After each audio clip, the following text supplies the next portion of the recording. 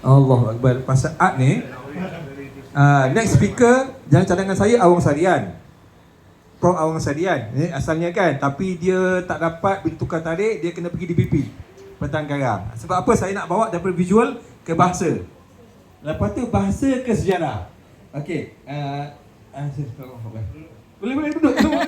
Saya sambil-sambil ni. Okey, saya sebenarnya daripada yang Prof minta semalam tu, yang Prof bagi peta tu kan, saya nak jadikan slide, tapi saya tak tahu apa masalah saya punya ni, saya tak dapat masuk gambar, so saya letak dalam bentuk word pula. Saya letak dalam bentuk word dia boleh lagi macam ni ha? Macam ni kan. Okey, saya kecilkan. Okey, ni saya letak tajuk ni, saya letak sendirilah. Sejarah Melayu menurut kacamata tempatan berbanding kacamata barat. Ini kalau tengok kat sini, Prof Datuk Dr. Muhammad Merican ni, dia sekarang di ISTEC di ISTEC dia bahagian kajian alam Melayu. Sebenarnya okey, next ni saya ada masuk sikit dah. Prof ni sebenarnya dia dah banyak karya dah juga. Banyak buku dan dia juga dah melukis Okey, ni dia melompat terus pula benda ni. Aduh. Okey. Ini antara yang saya Google image, macam tu kan, artinya nampak Jadi macam saya sendiri sebagai seorang pengkaji, saya mula mengenali tulisan Prof sebab Batu Uban tu. Sebab dia bawa isu Pulau Pinang. Kalau orang yang tahu pasal perkembangan sejarah kan, dulu orang cakap Pulau Pinang ni diasaskan, ditemui, founded, discovered lagi oleh Peninsular kan. Macamlah seolah-olah dulu tak ada penduduk kat situ. Padahal itu memang milik Kedah. Jadi tanpa membuang masa, saya terus pergi pada peta yang Prof minta saya letak itu ya. Ini peta alam Melayu. Jadi Prof silakan. Okey, berikan tepukan. Berapa lama sekarang ni Saya rasa time dah lari sikit ni. Saya ingat kena 25 minit lah, boleh? Okey. Bismillahirrahmanirrahim. Assalamualaikum warahmatullahi wabarakatuh. Waalaikumsalam. Pertama sekali terima kasih kepada Saudara Razi kerana telah menjemput saya untuk berkongsi sedikit mengenai tema dan topik sejarah Melayu ataupun dan juga kaitannya dengan penjajahan. Kebetulan saya bermastauta di Potong City, walaupun saya bekerja di ISTEC Kuala Lumpur. Jadi hari-hari jalan 1 jam, pergi balik 2 jam. Dan saya berasal dari Pulau Pinang, tapi saya duduk di sini ada sebab.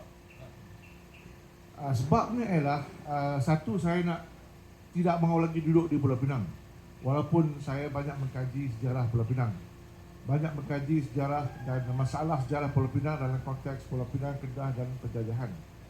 Tapi yang penting sekali ialah Tanjung Malim merupakan lubuk nasionalisme dan identiti Melayu. Ia merupakan tempat di mana berlakunya kebangkitan nasionalisme Melayu moden dalam tahun 20-an dan 30-an. Dan kalau kita tengok sejarah Tanjung Malim, kita dapat lihat tokoh-tokoh seperti Ibrahim Yaakob, Harun Aminur Rashid, Abdul Hadi Hassan, yang banyak bercerita dan mendedahkan sejarah alam Melayu. Buku Abdul Hadi Hassan ada di perpustakaan Toko Bainul. Dalam buku Nadir ada berpuluh-puluh naskah buku itu tersimpan. Saya harap buku itu diterbitkan semula. Sebab buku itu melakarkan kesedaran Abdul Hadi Hassan, Cikgu Abdul Hadi Hassan dalam alam dan sejarah dan geografi Kepulauan Melayu. Dan pada masa itu terdapat pelbagai kegiatan luar kelas, luar darjah mengenai sejarah orang Melayu yang dibawa oleh Harun Aminur Rashid yang menulis buku Panglima Awang, dan juga Ibrahim Yaakob. UPSI tahu kan, pelajar UPSI tahu nama Ibrahim Yaakob dan Harun Aminur Rashid ada di nama college. Namun begitu tokoh-tokoh ini tidak diraikan sepatutnya di Tanjung Malim. Boleh pegang jap. Stesen kereta api Tanjung Malim ini menyaksikan sejarah-sejarah itu. Ibrahim Yaakob dan Harun Aminur Rashid akan naik kereta api daripada Kuala Lumpur ke Singapura sampai ke sini, dan mereka akan berjalan ke kampus. Dan mereka juga melakarkan pemikiran-pemikiran mengenai tamadun dan nasionalisme Melayu yang kemudiannya membawa kepada kemerdekaan tahun 1957. Ini pentingnya. Dan juga Sabah. Malangnya Sabah juga tidak diraihkan yang seperti yang sepatutnya di Lipsi dan di Tanjung Malim. Cuma ada lorong Sabah di pekan di sini. Tidak ada benar-benar papan peringatan Sabah di luar kampus. Walaupun ada rumah Sabah dalam kampus, tapi sepatutnya ada di luar kampus. Sebab mereka lah yang menyemarakkan dan menyuburkan pemikiran dan orientasi intelektual di Tanjung Malim pada tahun 20-an dan 30-an. Ada banyak kedai buku. Sekarang ni satu kedai buku yang ada, Samin itu pun dengan nak ditutup. Tapi pada masa itu terdapat 2-3 kedai buku yang menjual buku-buku sejarah yang mendapat bahan daripada Indonesia, yang diimport atau datang ke Singapura dan kemudian dibawa majalah-majalah dan short cover dan buku-buku itu ke Tanjung Malim. Ini merupakan perjalanan idea kesatuan Melayu Raya, idea nasionalisme, idea kepulauan Melayu dan idea alam Melayu. Jadi itulah yang saya nak tekankan, seperti yang disebut oleh Dr. Zahuri tadi, mengenali diri sendiri. Jadi apa yang berlaku pada peringkat kolektif di SITC bermula tahun 20-an ialah untuk mengenali diri sendiri, untuk mengenali identiti sendiri, untuk mengenali bangsa sendiri.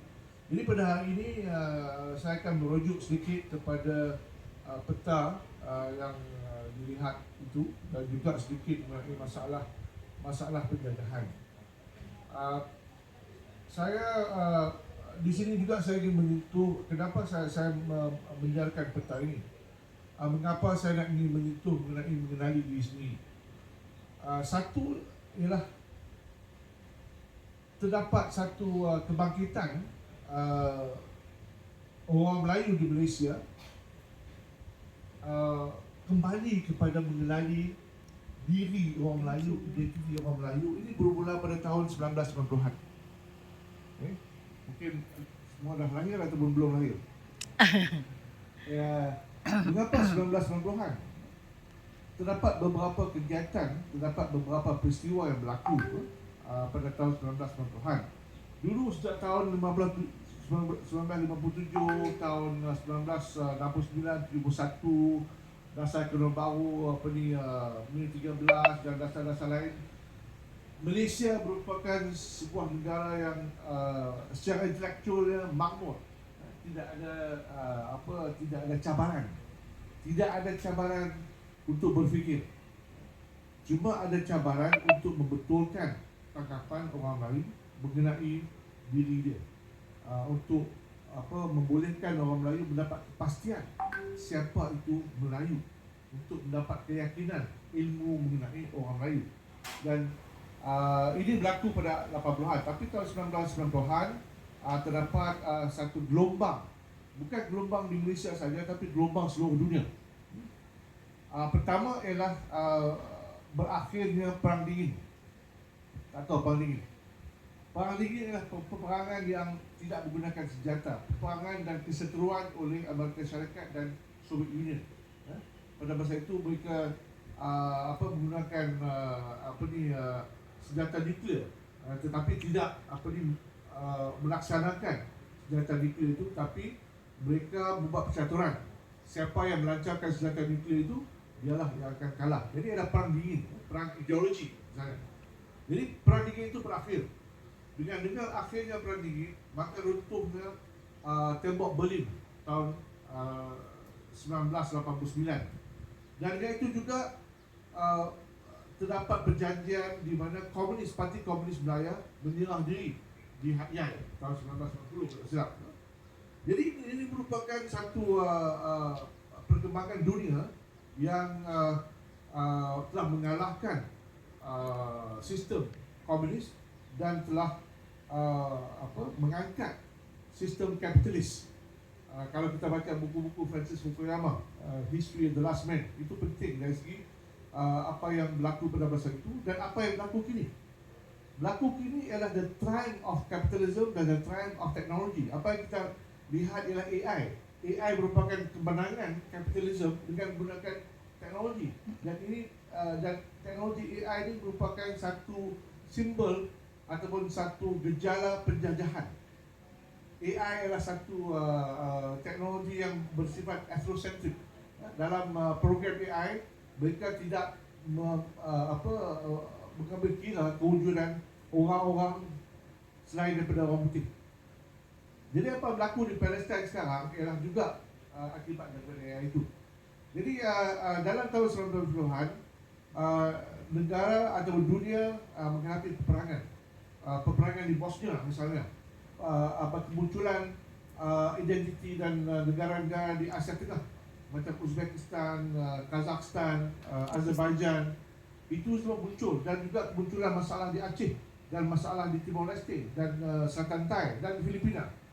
Ini merupakan contoh-contoh untuk mengenali diri sendiri, untuk self-determination, membentuk negara sendiri dan membentuk identiti sendiri dan budaya sendiri.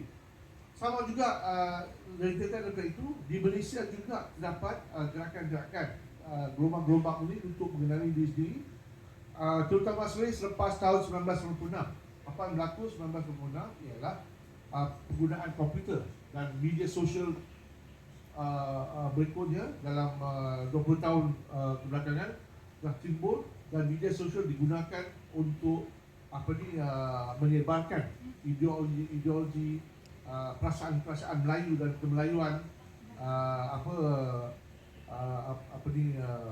gerakan-gerakan macam ini, macam hikmah, gerakan-gerakan macam adab, gerakan-gerakan yang dipelopori oleh beberapa orang untuk mengangkat Melayu.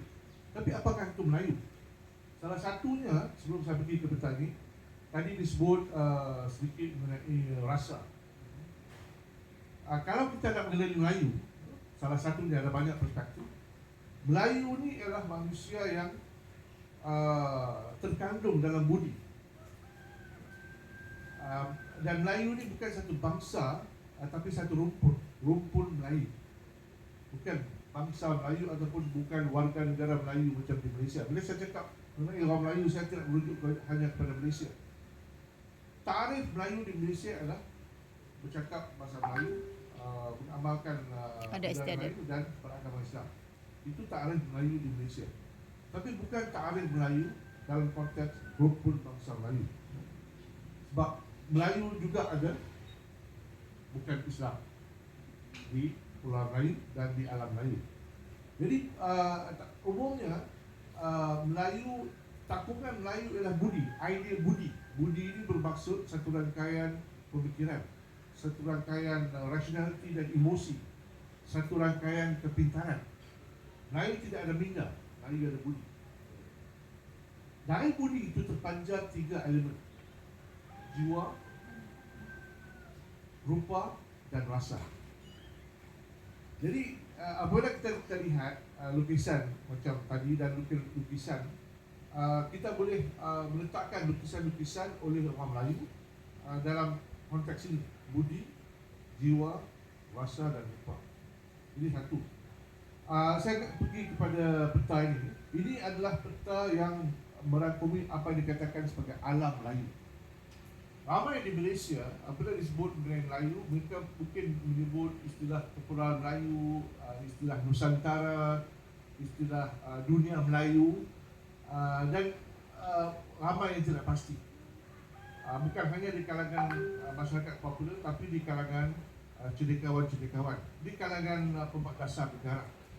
Sebab mereka katakan bahawa orang Melayu ni pendatang daripada Indonesia. Orang Melayu ni pendatang daripada Sumatera. Orang Melayu ni hanya wujud di lingkungan Malaysia sahaja. Di luar negara bangsa Malaysia tidak ada orang Melayu. Ini tanggapan yang salah. Dan ini ingin saya betulkan berkaitan dengan apa yang telah dilakukan dalam konteks penjajahan. Kalau kita lihat peta ini, terdapat menurut Ismail Husin, pendeta Ismail Husin, sarjana budaya Melayu dan bangsa Melayu yang lulusan Universiti Leiden dan diangkat sebagai pendeta selepas Za'abah. Za'abah diangkat sebagai pendeta awal lagi dan Ismail pada tahun 1990-an. Masa mereka meraihkan Ismail di Alostak, dia ada gajah, meraihkan menggunakan gajah. Jadi pendeta Ismail telah menggunakan 4 lingkaran untuk mengenali alam Melayu. Alam Melayu secara formal dicetuskan oleh Ismail Husin pada tahun 1985. Kalau kita lihat tahun 70-an dan 80-an ini merupakan zaman di kalangan cendekiawan Melayu untuk membetulkan tangkapan, untuk mencari diri. Banyak wacana dan juga tulisan-tulisan pada tahun 70-an oleh misalnya Datuk Wan Hashim Wantin dan ramai lagi untuk membetulkan pembesongan ilmu sains sosial, dan di mana ilmu sains sosial ini boleh dipribumikan. Jadi ini sebahagian daripada peribumian ilmu sains sosial dan ilmu kemanusiaan. Jadi Ismail Husin mengatakan bahawa lingkaran yang induk untuk mengenali orang Melayu terletak di 3 negara Melayu yang ada di rantau ini: Malaysia, Indonesia dan Brunei. Ini merupakan induk kepada alam Melayu.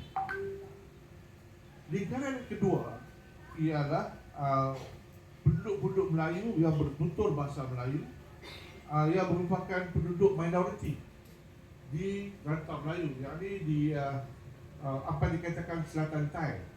Saya sebenarnya istilah Selatan Thai ini merupakan satu istilah yang problematik. Thailand dia amat gemar menggunakan geopolitik. Sebenarnya istilah yang dipatani satu dalam kiwat itu utara semenanjung, bukan Selatan Thai. Secara diplomasi atau secara geopolitik, negara perlu menggunakan istilah tersebut. Apabila digunakan istilah Selatan Thai, maka secara intelektualnya, secara sentimennya, kita memisahkan tanggapan kita mengenai lain. Sebenarnya itulah.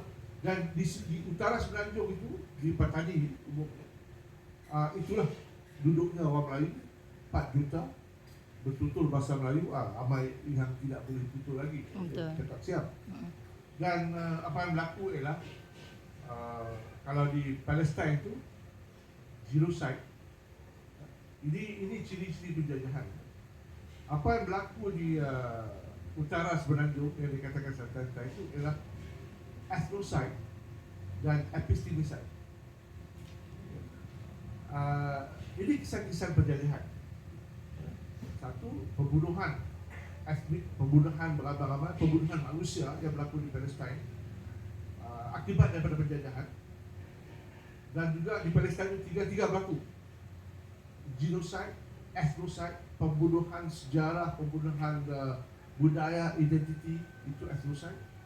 Dan epistemicide, daripada epistemologi, pembunuhan, penyingkiran, pembungkaman ilmu. Yang tahun 1948, Nakbah, di mana orang Palestin berpindah, ini yang kali kedua terjadi. Mereka hanya bukan menyingkir, menghalau orang Palestin daripada tanah air mereka, tapi juga mereka membunuh, memadamkan ilmu orang Palestin dan memadamkan ilmu yang ada pada orang Palestin. Jadi mereka membinasakan perpustakaan dari universiti.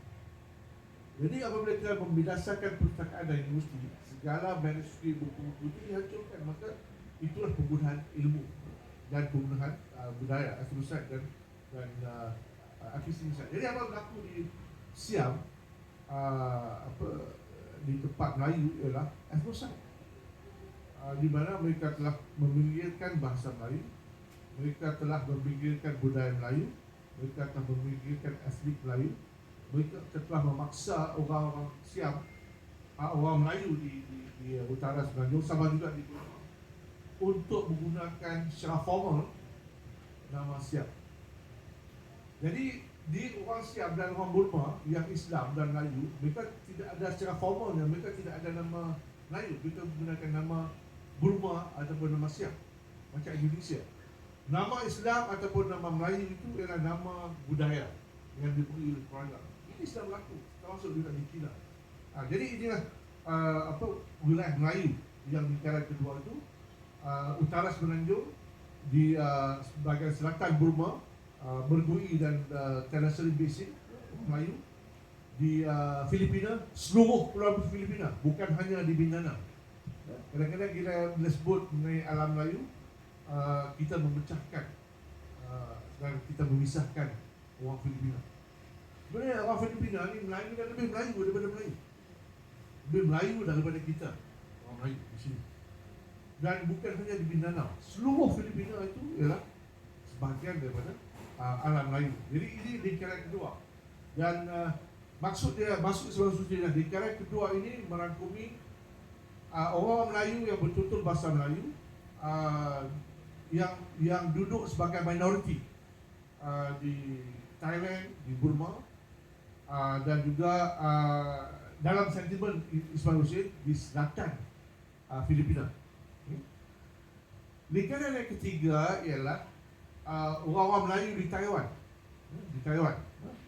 Maksud dia di sini, ini merujuk kepada kumpulan linguistik yang kita tahu sebagai Melayu ini juga dikenali sebagai bahasa Melayu Polinesia atau bahasa Austronesia. Jadi terdapat lebih kurang 400,000 orang Melayu di Taiwan, di utara timur laut Taiwan, yang identify diri mereka sebagai orang Melayu. Dan bahasa mereka bahasa Melayu, bahasa Austronesia lah, bukan. Bahasa Melayu ini pelbagai. Dia pelbagai. Ada yang kita faham, ada yang kita tak faham bahasa Iban, tapi kita banyak menggunakan istilah-istilah Iban dalam bahasa Melayu. Saya tak tahu bahasa Minangkabau, tapi bahasa Minangkabau adalah bahasa Melayu. Walaupun saya keturunan 6 generasi Minangkabau, tapi saya menggelar diri saya sebagai Minangkabau fiktif Minangkabau. Tak tahu bahasa Minangkabau, tak tahu adat, makan pun bukan makan Minangkabau. Itu lingkaran yang ketiga yang merangkumi Taiwan. Lingkaran yang keempat melintasi laut India dan lautan Pasifik. Maksudnya lingkaran keempat ni merangkumi Pulau Madagaskar, New Zealand, Hawaii dan Easter Islands. Itu lingkaran keempat. Jadi empat lapisan lingkaran untuk mengenali alam Melayu.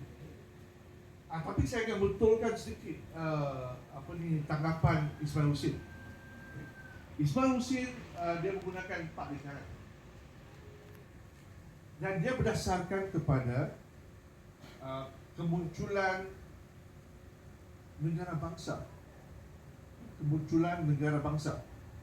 Negara bangsa itu adalah negara-negara lah, apa dikatakan teknikly sebagai negara bangsa. Maksud unit politik yang kononnya merangkumi satu bangsa, satu bahasa dan satu sistem.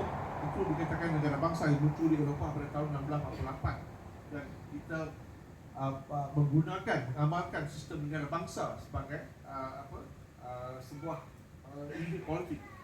Jadi Ismail Hussein dia mengatakan bahawa Indonesia dia merujuk kepada Indonesia, Malaysia dan Brunei sebagai kawasan induk Melayu. Ini berdasarkan kepada negara bangsa.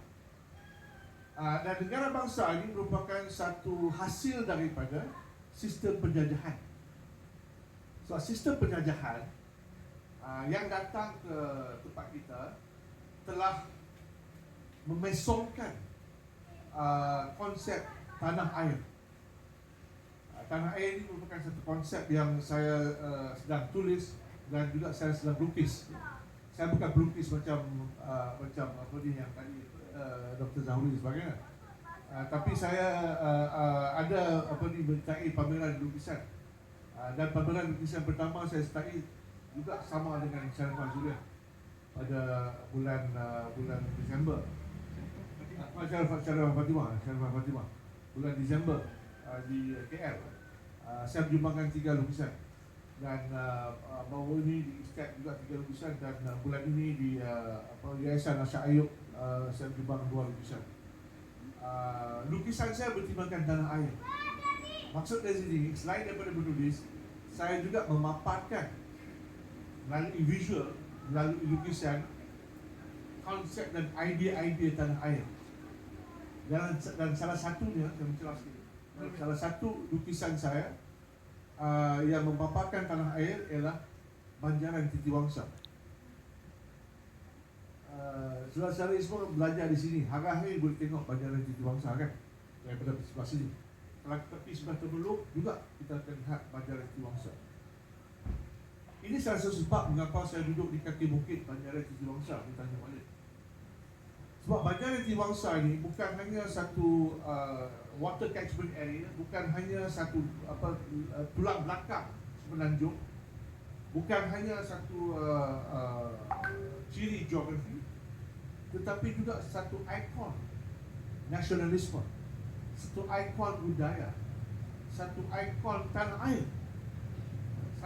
Salah satu ciri tanah air adalah Banjaran Titiwangsa, di mana 5 hari lalu daripada Ledang ke Terengganu dan sebagainya. Yang baru ni kemarin 5 mati di Langgar di Buat Puruk. Itu dia lalu sini kan. Lalu sini dia lintas jalan ke Buat Puruk dan lori Langgar. Jadi ini semua tanah air. Inilah pancaran tanah air yang dilangkarkan oleh Ibrahim Yaakob dalam bukunya Melihat Tanah Air. Dalam berpaksikan tanah air itu, beliau melangkarkan istilah Melayu Raya. Melayu Raya ini ialah satu gugusan geografi dan gagasan yang merangkumi dari Sumatera ke Filipina dan Indonesia. Soekarno menyebutnya sebagai Indonesia Raya. Dan di Filipina pada masa itu tahun 1920-an ditubuhkan Persatuan Orang-orang Melayu. Disebut Persatuan Orang-orang Melayu tahun 1920-an. Jadi ini menunjukkan bahawa istilah tanah air ini merupakan takungan kepada kesedaran alam Melayu. Jadi saya ingin membetul sedikit, merubah sedikit pendekatan sebagai Muslim. Saya tidak menggunakan negara bangsa. Maksud dari sini bukan ada 4 lingkaran, tapi ada 3 lingkaran sahaja.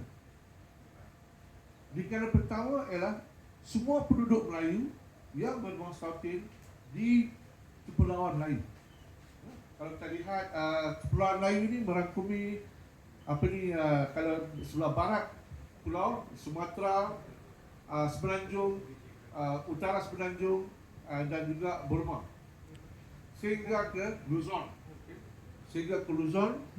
dan sebelah timur ke Maluku dan dekat Kami OPJ Mualim dan dekat sepadan Iran Jaya. Itu Kepulauan Melayu. Maksud dari sini kita merentasi sempadan Malaysia dan Indonesia, merentasi sepadan Burma, sepadan Brunei. Tidak ada sekatan, tidak ada budaya dan bangsa itu tidak terpantut, tidak disekatkan oleh sepadan-sepadan politik.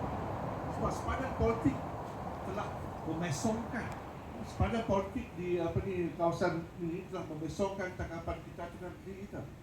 Telah mengatakan bahawa kita ni migran atau pendatang. Sebenarnya ilmu penjajah telah memisahkan dan menceraikan tanah dari air. Dari situlah masalah bermula.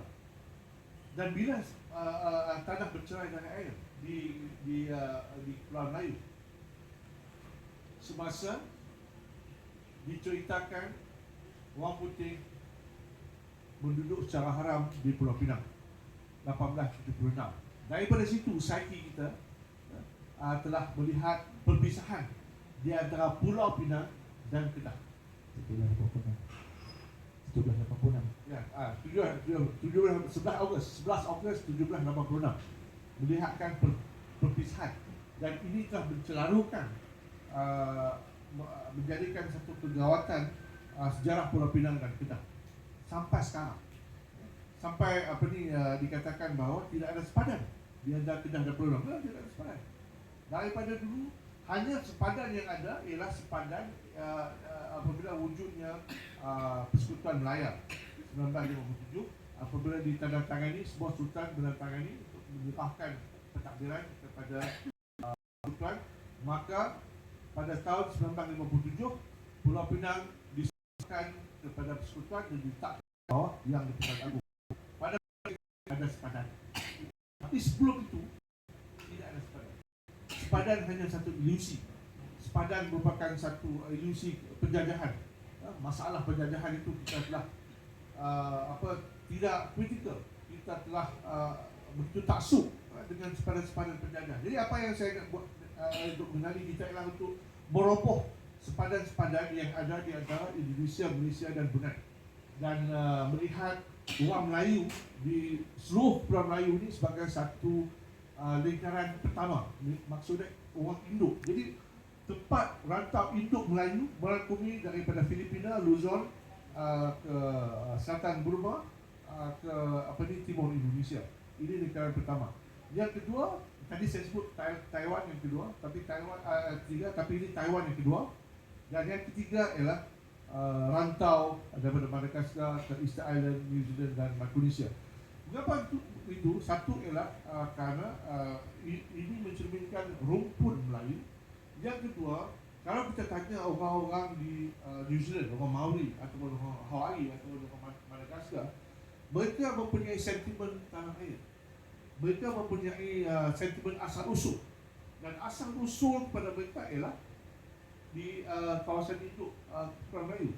Jadi inilah yang perlu kita lihat dan bagaimana kita nak mengenali. Maksud dari sini, walaupun kita tahu mengikut tarikh dalam persekutuan di Malaysia, orang Melayu mesti Islam. Tapi kalau kita melihat sejarah selama 2000 tahun, kita tidak boleh meminggirkan zaman-zaman Hindu Buddha. Sebab sebelum datangnya Islam pada abad ke-10, Pulau Melayu merupakan Buddhist cosmopolis, lebih Buddha daripada Hindu. Walaupun kadang-kadang orang Melayu dia sebut Hindu, dia amat peduli sekali. Sebenarnya agama Hindu itu tidak ada. Agama Hindu itu merupakan konstruk penjajahan. Di India terdapat Vishnu, Shiva dan sebagainya. Itu agama yang bukan agama Hindu, agama berdasarkan kepada Vishnu, Shiva dan Durga dan banyak lagi.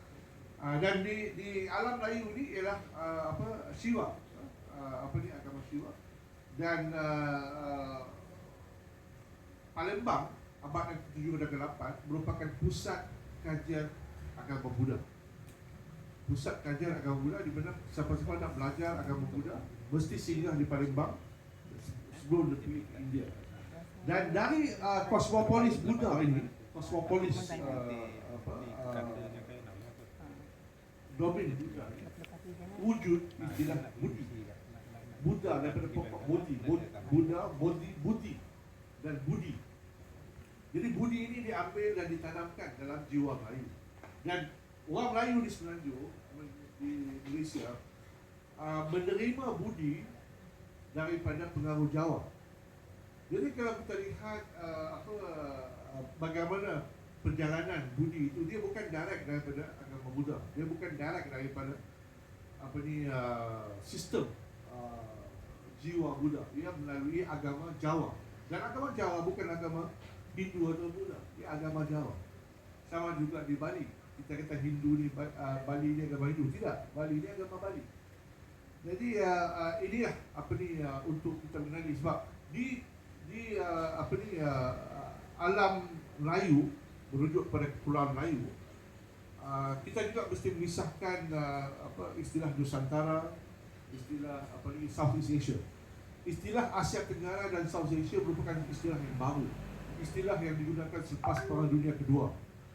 Istilah Nusantara yang banyak dituntut oleh Indonesia kerana mereka kata bahawa Nusantara ini berasal daripada dalam kitab Peraratan dan Negara Katagama abad yang ke-13 dan merupakan dan ia dicetuskan di Palapa. Palapa ni satu tempat Majapahit. Dan banyak tafsiran Nusantara. Tapi Nusantara tidak boleh merangkumi dan tidak merangkumi seluruh Kepulauan Melayu. Jadi istilah saya gunakan adalah Kepulauan Melayu. Jadi di sinilah kita perlu mengetahui bagaimana perjalanan dan pergerakan tanpa sepadan. Dan salah satu yang telah roboh ataupun yang telah hilang, yang telah dipadamkan dalam kefahaman kita ialah istilah merantau, konsep merantau. Sebab dulu semasa sebelum munculnya negara bangsa, orang Melayu di Kepulauan Melayu bergerak secara bebas melalui tanah dan air. Dan kita mesti melihat bahawa tanah ini dalam konteks kefahaman orang Melayu, tanah ini sebahagian daripada air dan air ini sebahagian daripada tanah. Jadi inilah hakikatnya.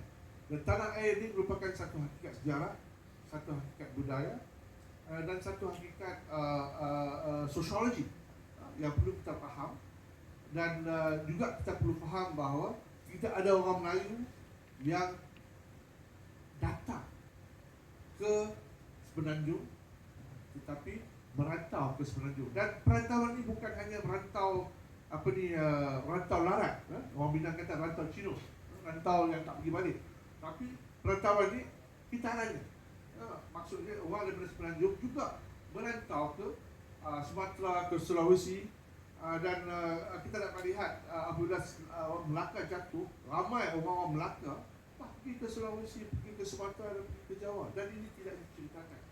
Jadi inilah apa kita perlu ada satu keyakinan budi, keyakinan jiwa, keyakinan rasa dan keyakinan rupa mengenai tarikh dan falsafah dan konsep kewujudan Melayu di Malaysia.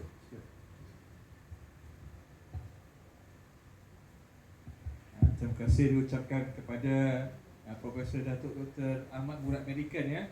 Ini kita punya perasmi dah sampai ni. Orang besar jajahan nama Mualim, tak kira Mualim, Datuk Engineer Safri. Ya. Tapi kalau Datuk don't mind, kita sebabnya tadi mula lambat dengan hujan apa semua, memang kita terlari sikit masa. Ya dengar Okey. Sila berikan tepukan kepada Prof.